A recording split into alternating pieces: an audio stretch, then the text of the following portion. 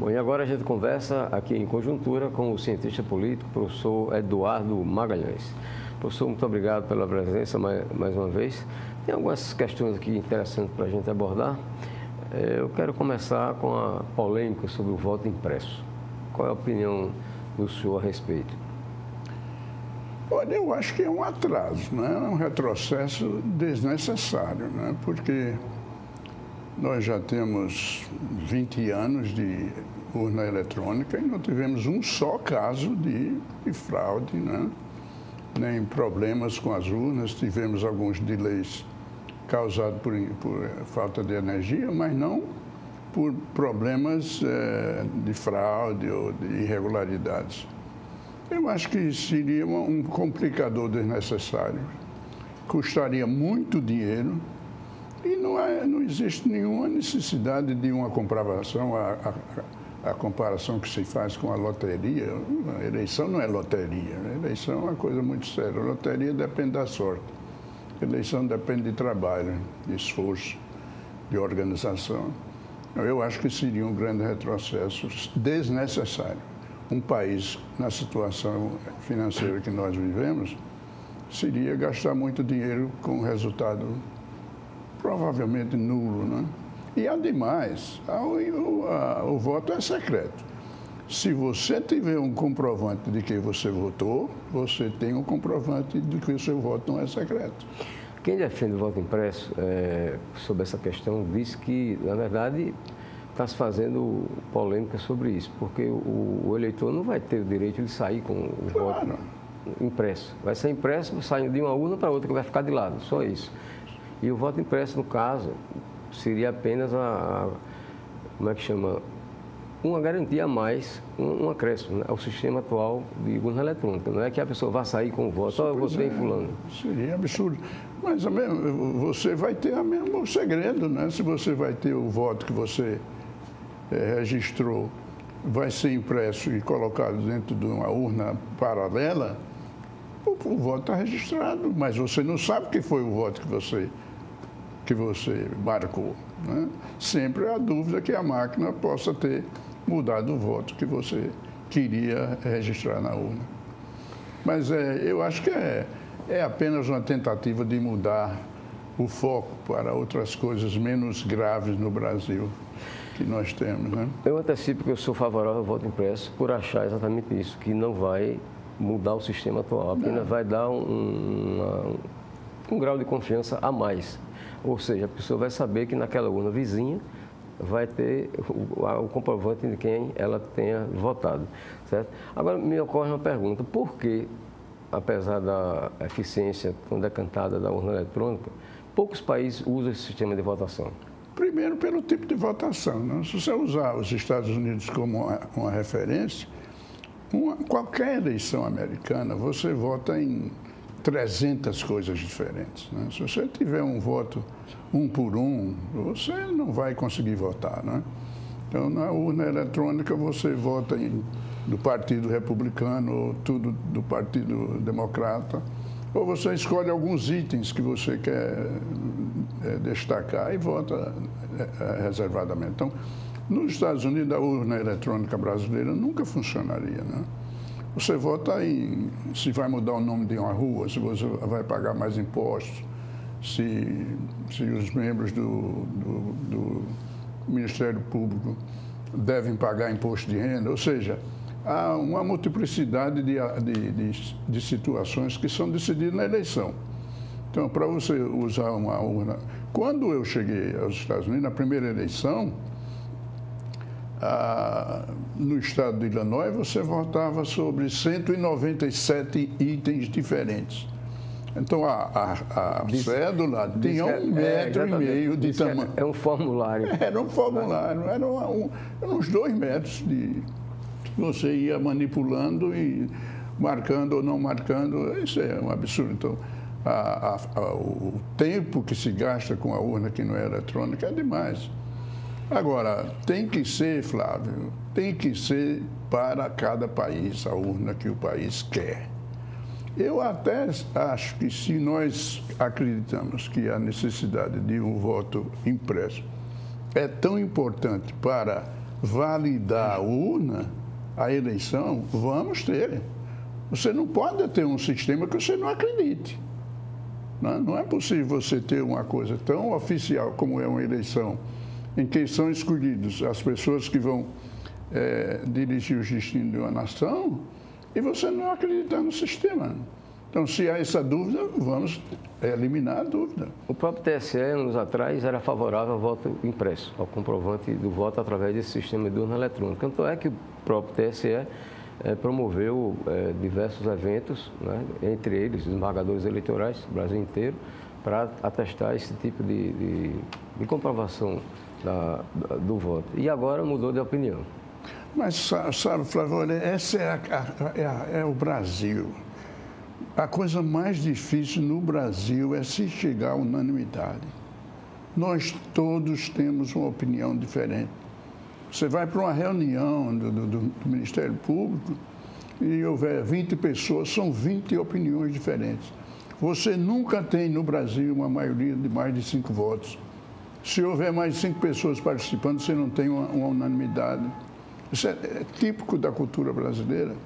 Então, você vai ter um sistema perfeito e a metade dos brasileiros serão contra, porque é típico. Você vê o CRB ganhou uma partida de 2-1, a metade de Alagoas vai dizer que foi sorte, ou foi o juiz, ou foi o VAR, ou alguma coisa. Essa é a característica do povo brasileiro. Não há unanimidade brasileira porque nós não somos iguais. Tudo no Brasil parte do princípio básico da cultura brasileira de que nós não nos sentimos iguais uns aos outros. E tudo que existe unanimidade, o consenso, tem que haver igualdade. Como nunca temos o conceito de igualdade sendo privilegiado no Brasil, você sempre tem opiniões diferentes. E pode pegar 7 crianças, ou 7 adolescentes, ou 7 adultos, e serão 7 ideias completamente distintas. E talvez isso seja uma boa qualidade do povo brasileiro, né? Mas essa é uma característica da cultura brasileira. Não havia unanimidade para nada. Professor, outro assunto que está em pauta com relação às pesquisas eleitorais. O Congresso está querendo agora regulamentar as pesquisas, criar critérios para as pesquisas. Uma delas é estabelecer um prazo mínimo até o dia da eleição, até antes da eleição, para poder se divulgar as pesquisas e evitar que influenciem o eleitor, como tem acontecido bastante em eleições que acontecem aqui no Brasil. Em realidade, o resultado a divulgação do resultado de uma pesquisa influencia o eleitor, porque o eleitor vota em quem vai ganhar, ou quem ele pensa que vai ganhar. E outra da influência é que as decisões são tomadas, às vezes, até no caminho saindo de casa para votar, né? Então, obviamente, você vê o resultado que tal candidato está na frente, pela pesquisa, e você ainda não decidiu, você não vai votar no candidato que pode perder, você vai votar no candidato que ganhou. Agora, quem não tem... Olha, a justiça eleitoral brasileira não tem muito o que fazer, não é? Aí fica inventando coisas para passar o tempo, né? Você veja a legislação eleitoral, agora essa que está proposta tem 1000 cláusulas, 1000 itens. Não é possível que você tenha tanta coisa numa eleição para vereador de Porto Alto Colégio. Não é possível. Então, você fica fazendo com que a justiça eleitoral tenha o que fazer. Todo ano de eleição, nós mudamos tudo, começa tudo de novo, o eleitor tem que aprender. Isso complica. A eleição é um tipo de educação do eleitor, para conhecer as ideias, as propostas, o que está acontecendo com o país, o que vai acontecer no futuro. E as pesquisas têm um papel muito importante, porque elas simplesmente fazem uma revelação do que é a realidade naquele momento. E nessa realidade, algumas pessoas que disputam cargos estão na frente ou estão atrás. Então, a pesquisa tem um papel muito importante. Tanto é, Flávio, as pesquisas eleitorais começam na década de 30 e eram puramente acadêmicas. Começam na Universidade de Michigan, nos Estados Unidos. E elas não tinham nenhum objetivo de influenciar ninguém. Era apenas os cursos de sociologia e de marketing que tentavam identificar maneiras de chegar à opção, à decisão dos clientes, né? A partir daí, já na década de 50, eles começaram a identificar que poderiam antecipar resultados de comportamentos. Mas, na década de 50, a margem de erro era gigantesca, então as pesquisas não eram confiáveis, porque a psicologia não tinha entrado ainda na ciência política. Hoje, a psicologia é a principal ciência auxiliar da ciência política.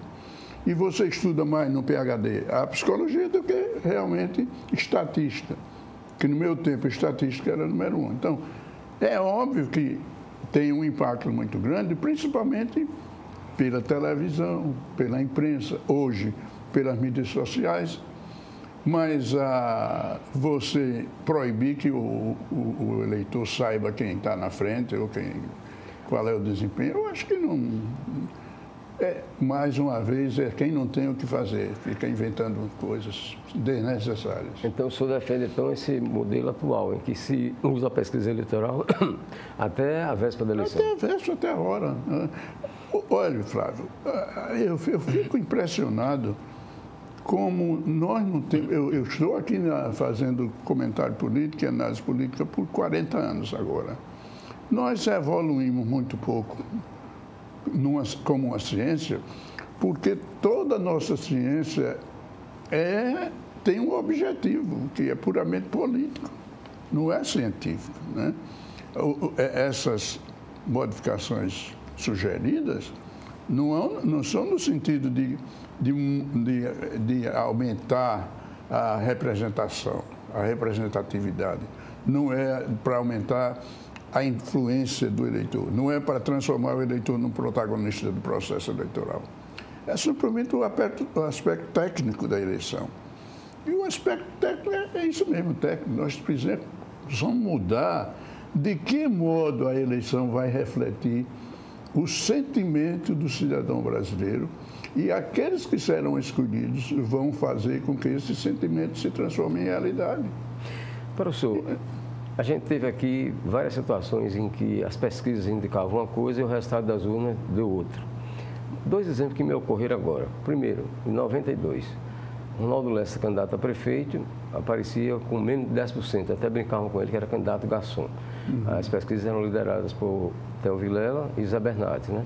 Vai que o Ronaldo Lessa é o mais votado no dia da eleição e no segundo turno ganhou o Zé Bernardes, o Theo Vilela nem foi para o segundo turno. Anos depois, Theo Vilela e João Lira. João Lira favorito absoluto, né? Eu me lembro que na sexta-feira, até a sexta-feira, as pesquisas davam João Lira possivelmente ganharia no primeiro turno. Vai que no domingo, quando abre as urnas, Theo Vilela eleito no primeiro turno. Como é que o senhor poderia explicar esses resultados são divergentes entre a pesquisa e as urnas? Olha, a eleição de Ronaldo Lessa é facilmente explicada pela realidade. A eleição de Ronaldo Lessa foi 3 ou 4 dias depois da decisão de afastar o presidente Collor. E no estado de Alagoas, quem era a oposição a Collor não era Theo nem Zé Bernardo, era Ronaldo Lessa. Então, toda a ira do povo contra o Collor se transferiu para o apoio a Ronaldo Lessa. E o par que seria entre Zé Bernardo e Theo passou a ser a consagração contra Ronaldo Lessa, que era o deputado Ronaldo Lessa. No caso da eleição de João Lira, esse é diferente. Porque o eleitor, à medida que o tempo passava, o eleitor ia se dando conta que João Lira estava tentando comprar o estado de Alagoas.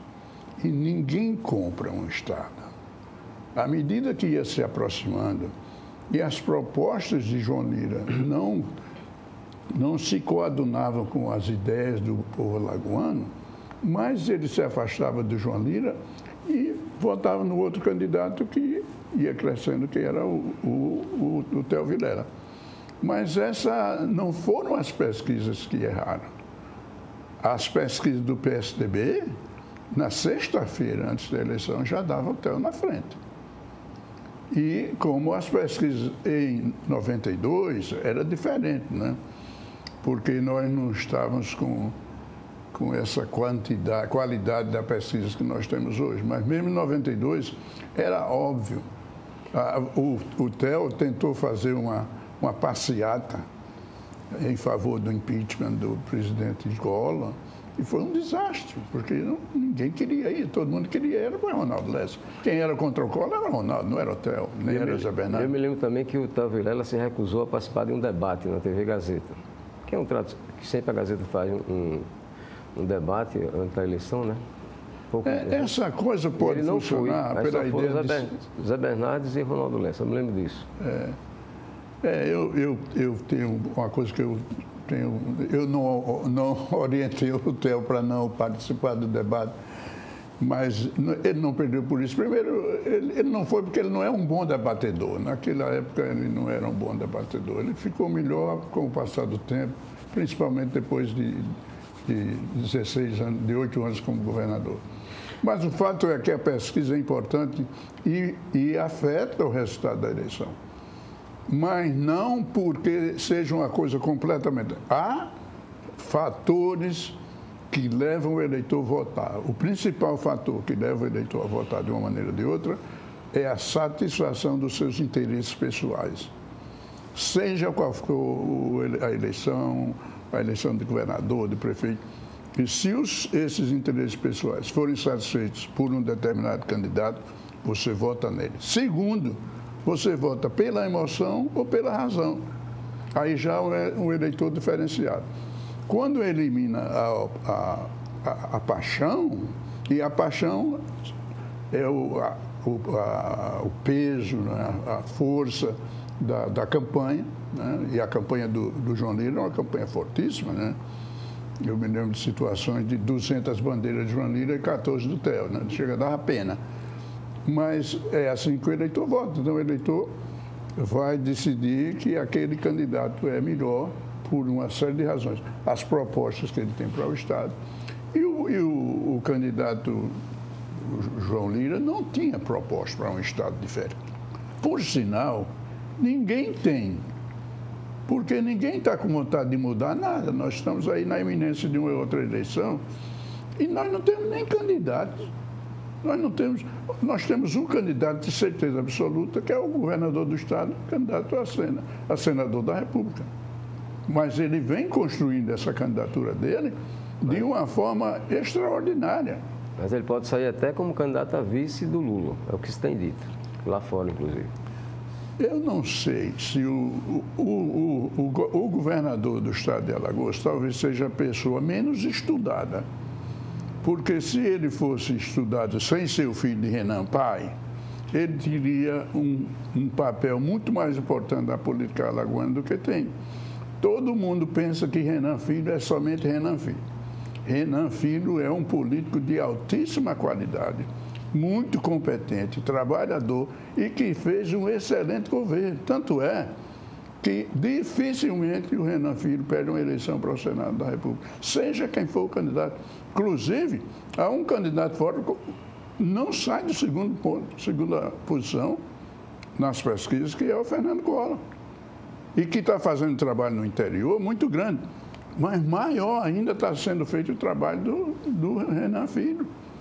Como governador do Estado, ele fez um trabalho muito junto, inclusive prefeituras de prefeitos que são oposição a ele. Professor, e com relação ao governo do Estado, o que é que o senhor acha dos nomes que estão sendo citados aí? Olha, uma pesquisa nossa, né? Não digo nem nossa, que eu não sou mais PSDB, o PSDB hoje é Rodrigo Cunha. Os antigos, você já teve um tempo do PSDB, ninguém nem pensa em você como PSDB, nem você, nem o Theo, nem ninguém. Quem aparece de muito forte ainda é o Rodrigo Cunha. Mas, ao mesmo tempo, e do mesmo grupo, aparece o JHC. Né? Inclusive, algumas pesquisas mostram o JHC em primeiro lugar. Tanto é que ele já começa a namorar a vaidade, que é a coisa pior do político. Ele já começa a flertar com a possibilidade de abandonar a prefeitura e ser candidato a governador do estado e perder a eleição. Mas você tem que criar... E aí, Flávio, é a história da política alagoana, de uma dominação de grupos que determinam quem será o próprio governador. E eles, quando decidirem, aí nós vamos tentar explicar por quê, mas eles é que decidem quem será o próximo governador do estado. Mas no caso do governador, é um campo que está livre. Eu sou da opinião que deveria ser um candidato do interior, tá? Um candidato municipalista, porque o interior tem 66% dos votos do estado de Alagoas. E já é tempo de ter um prefeito, um governador eleito pelo interior do estado para cuidar do interior do estado como sendo prioritário, até porque é majoritário. E eu pensei que seria o próximo 22, a eleição de um candidato a governador de Arapiraca, Luciano Barbosa, candidato a governador, com um projeto municipalista. Né? Não sei se vai vingar, acho que não, mas você tem uma possibilidade muito grande. As relações do Luciano hoje são muito mais fortes com a oposição do que com o governo do estado. Vamos aguardar. Ok, agradecemos a participação do professor Eduardo Magalhães, cientista político, aqui em Conjuntura. Agradecemos também a você, telespectador, por nos acompanhar.